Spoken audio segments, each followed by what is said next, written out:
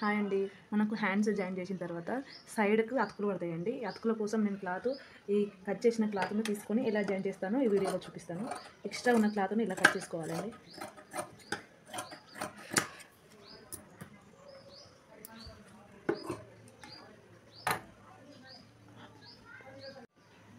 ఈ కట్ చేసుకున్న క్లాత్ని ఇలా పైనుంచి పెట్టుకోవాలి. మనకు లైనింగ్ క్లాత్ లోపల నుంచి ఇలా పెట్టుకోవాలండి.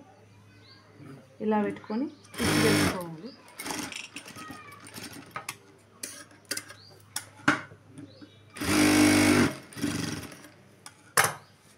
ఇలా ఉట్టుకోవడం వల్ల మనకు ఖర్చు బయటకు కనిపించకుండా నీట్గా ఉంటుంది.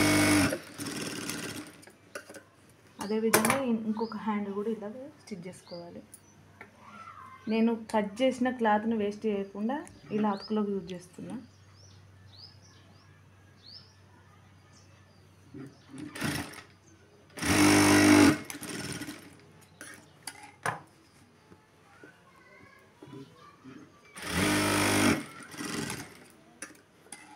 ఇప్పుడు ఎక్స్ట్రా ఉన్న క్లాత్ మనం కట్ చేసుకోవాలి.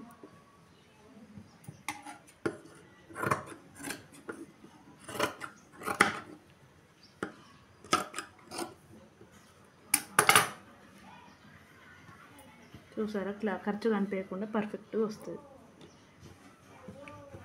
నా వీడియో నచ్చితే లైక్ చేయండి, సబ్స్క్రైబ్ చేసుకోండి.